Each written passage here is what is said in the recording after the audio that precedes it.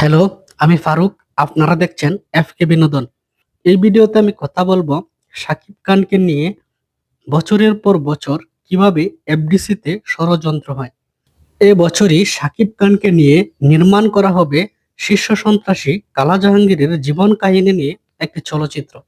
এই চলচ্চিত্রটিতেই ইন্ডিয়া থেকে একজন বিশেষ নায়িকাকে আনার কথা ছিল, কিন্তু সাম্প্রতিক সময়ে এফডিসির লোকজন একটি আইন জারি করে দিয়েছে, আর কোনো নায়িকাকে এনে বাংলাদেশে সিনেমা নির্মাণ করা যাবে না।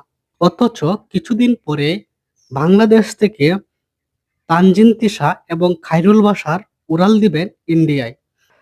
তারা ইন্ডিয়া গিয়ে সিনেমা করবেন। এই বিষয়টা শুধু শাকিব খানের জন্যই মনে হয় প্রযোজ্য।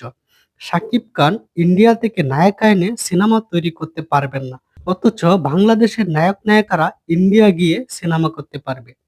এটা কোন ধরনের আইন এবং কোন ধরনের নিয়ম আমি বুঝতে পারি না। এফডিসির যত আইন কানুন এবং নিয়ম শুধুমাত্র শাকিব খানকে নিয়ে, আর কারো সিনেমা নিয়ে কারো মাথা ব্যথা নেই, আর কারো সিনেমা নিয়ে কারো খোঁজ খবর নেই। অথচ শাকিব খানের কোনো সিনেমা আনলেই তারা এই সিনেমাকে বাধা দিবে। এটা হয়নি, ওটা হয়নি।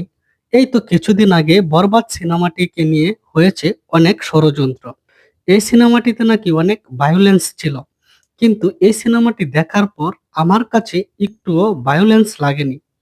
কারণ এর থেকে ৩-৪ গুণ বেশি ভায়োলেন্স থাকে ইন্ডিয়ান সিনেমায়। আবার অনেকে তো বলছে এই সিনেমায় শাকিব খান কি শিখিয়েছে, নেশা করা, মাদকদ্রব্য কিভাবে গ্রহণ করতে হয়। এই সিনেমাতে নাকি কোনো শিক্ষণীয় কোনো বিষয়ই নেই। এই সিনেমা নাকি যুব সমাজকে ধ্বংসের দিকে ঠেলে দিবে। আমি তাদেরকে উদ্দেশ্য করে বলতে চাই, পৃথিবীতে উপন্যাস ভিত্তিক বা ঐতিহাসিক সিনেমা বাদে আর কোন সিনেমাটা আছে শিক্ষণীয়? পারলে তেমনই একটি সিনেমার নাম লিখে যাবেন এই ভিডিওতে। আরে মূর্খর দল, সিনেমা দেখে কেউ শিক্ষা নিয়েছে এমন কোনো বিষয়বস্তুই আমি সিনেমাতে পাইনি। মূলত একটি সিনেমা মানুষ কেন দেখে? বিনোদন, আনন্দ এবং কিছুটা সময় কাটানোর জন্য। তাছাড়া শিক্ষা নিতে কেউ সিনেমা দেখতে আসে না।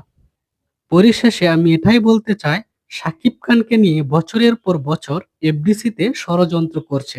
শাকিব খানের উন্নতি, শাকিব খানের সাকসেস কেউই দেখতে পারছে না। সবাই চাচ্ছে শাকিব খানকে কিভাবে নিচে টেনে ধরে রাখা যায় সেটাই চেষ্টা করছে। তো বন্ধুরা, এ সম্পর্কে আপনাদের অভিমত কি জানিয়ে দিতে পারেন কমেন্ট বক্সে। ভিডিওটি আজ এই পর্যন্তই। ভিডিওটি ভালো লাগলে অবশ্যই চ্যানেলের সদস্য হয়ে সাথেই থাকবেন। দেখা হবে পরবর্তী ভিডিওতে। বাই।